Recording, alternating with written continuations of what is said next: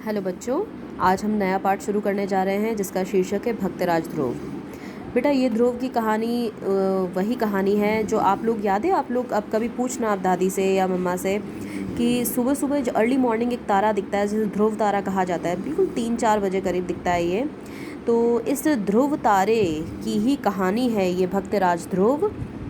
तो हम जानते हैं, देखो मैं एक बार शॉर्ट में समराइज़ करती हूँ आपको कि एक छोटा सा बालक था, 5 वर्ष की आयु थी। मतलब 5 वर्ष सोच लो आप कि फर्स्ट क्लास का बच्चा होता है, उसके बराबर का बच्चा था वो। जो उनके पिता का नाम उत्तानपाद था और उनकी 2 माताएं थी। जो उनकी असली माता थी उनको नाम था सुनीति, और उनके विमाता मतलब होता है सौतेली माँ। मतलब उत्तानपाद राजा जो थे उनकी 2 पत्नियां थी, एक सुनीति और एक सुरुचि। सुनीति के पुत्र ध्रुव थे और सुरुचि के पुत्र उत्तम थे, ठीक है। लेकिन जो छोटी रानी सुरुचि थी, राजा उनसे बहुत ज़्यादा प्रेम करते थे और सुरुचि थोड़ी सी ईर्ष्यालु प्रवृत्ति की थी, गुस्सैल थी। वे अधिक अच्छा उनका उत्तम स्वभाव था नहीं, और वे ध्रुव से भी ईर्ष्या करती थी क्योंकि वो अपने पुत्र उत्तम को जो है उत्तराधिकारी बनाना चाहती थी राज्य का। जबकि नियम के अनुसार, कायदे के अनुसार तो राजा का जो बड़ा पुत्र होता है वही उत्तराधिकारी होता है, भावी राजा होता है। लेकिन सुरुचि अपने पुत्र को, यानी जो ध्रुव का छोटा भाई था उत्तम को राजा बनाना चाहती थी।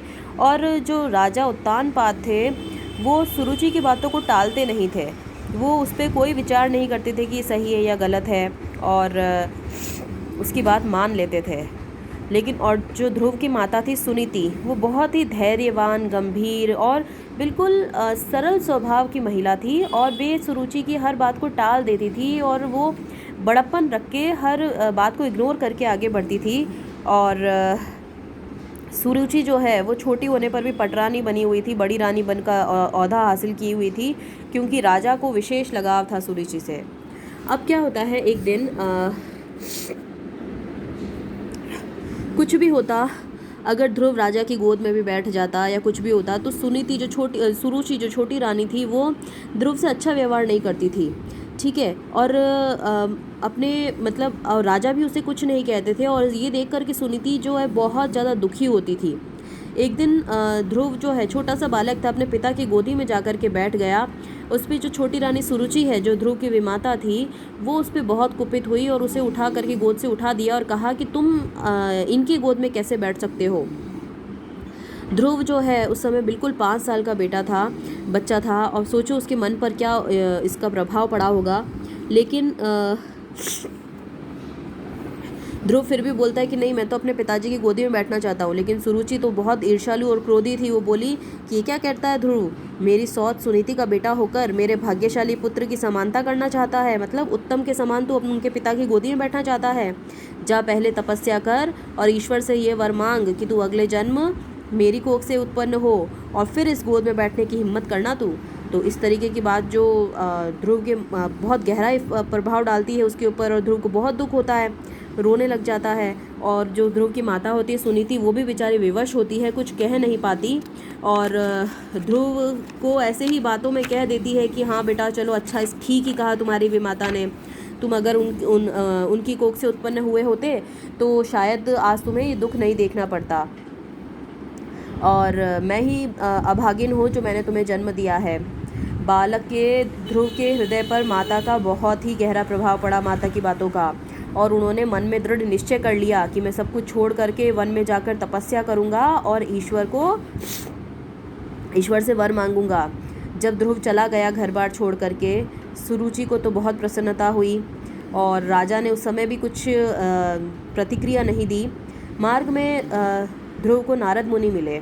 नारद मुनि ध्रुव के बारे में सब कुछ जानते थे, और सोचने लगे कि कहाँ यह 5 वर्ष का छोटा सा बालक है, और कहाँ तपस्या जैसा दृढ़ संकल्प, आसान थोड़ी होती है तपस्या करना। फिर उन्होंने कहा, प्यारे बच्चे, तुम्हारे माता पिता वास्तव में भाग्यवान हैं, तुम धन्य हो जो ईश्वर का दर्शन पाने की उत्कृष्ट इच्छा धारण कर रहे हो। पर ईश्वर को देखना सरल नहीं है। ऋषि मुनियों ने अनेक जन्मों तक तपस्या करके भी ईश्वर के दर्शन नहीं किए, इसलिए तुम तो बहुत छोटे हो और अभी अपने घर जाओ वापस। नारद मुनि ने उन्हें सही समझाया। लेकिन ध्रुव ने कहा, गुरुदेव, मैं क्षत्रिय वंश का हूँ, आपकी सलाह मेरे निर्णय को नहीं बदल सकती। आप मेरा मार्गदर्शन करो, मतलब मुझे सिर्फ रास्ता बताओ कि मुझे क्या करना है, और मुझे आशीर्वाद दो। ध्रुव का निश्चय अटल जानकर नारद मुनि ने उनका मार्गदर्शन किया और उन्हें आशीर्वाद दिया।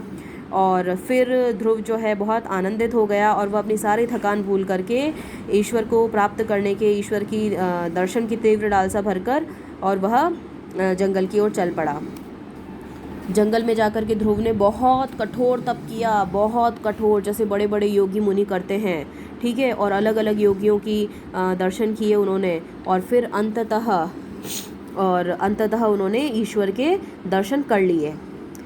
अब इधर घर में राज्य में क्या हुआ, पहले ध्रुव गया तब राजा ने उन्हें रोका नहीं, लेकिन जब ध्रुव चला गया तो राजा को अपनी गलती का एहसास हुआ और वो बहुत चिंतित हुए, उन्हें बहुत पश्चाताप हुआ कि उन्होंने छोटे से बच्चे को जाने क्यों नहीं दिया। और फिर इसी बीच नारद मुनि जो हैं वो राजा उत्तानपाद के पास जाते हैं और उन्हें सांत्वना देते हैं, कहते हैं कि हे राजन, तुमने गलती तो की पर इसका परिणाम बहुत अच्छा हुआ। प्रभु की कृपा से तुम्हारा पुत्र देवताओं में वंदनीय स्थान प्राप्त करेगा। अब तुम अपनी पत्नी सुनीति को भी महल में लाओ और अच्छा व्यवहार करो। राजा ने ऐसा ही किया और ध्रुव जो है इधर उसने परमात्मा के दर्शन कर लिए थे और वो अच्छा ईश्वर से वरदान पा करके और अपने राज्य में लौटा।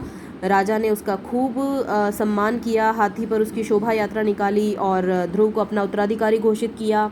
और इधर जब ध्रुव को उत्तराधिकारी घोषित किया गया तो सुरुचि को थोड़ा बिल्कुल भी अच्छा नहीं लगा, और जब एक बार उत्तम शिकार करने गया था तो वो जंगल में जो राक्षस रहते हैं जिन्हें यक्ष कहा जाता है उनके हाथों मारा गया। और इस दुख में जो उसकी विमाता थी ध्रुव की, सुरुचि, वो भी एक बार जंगल में चली गई और फिर उसके बाद में उनका भी प्राणांत हो गया। अब ऐसा कहा जाता है कि ध्रुव ने वृद्धावस्था तक बहुत साल बहुत ही न्यायपूर्ण तरीके से राज्य किया और ईश्वर की कृपा से, ईश्वर के वरदान के कारण वो एक अंततः अपने अंत समय में तारा बन गया जो सदा सदा के लिए अमर हो गया। और इसी ध्रुव तारे को हम हर सुबह, आप कोई भी अच्छा होता है, ध्रुव तारा देखना बहुत शुभ माना जाता है, पूजनीय होता है ध्रुव तारा देखना। तो ये उसकी 5 साल के बच्चे की तपस्या का वरदान था जो ईश्वर ने उसे दिया और आज वो ध्रुव तारे के रूप में हमारे बीच में है। ये था पाठ भक्तराज ध्रुव। इसे आप अपने आप से पढ़ेंगे और इसमें किसी भी प्रकार की आपको डाउट होता है, शंका होती है तो मुझे मैसेज कीजिए, ठीक है। ओके बेटा, thank you, have a nice day.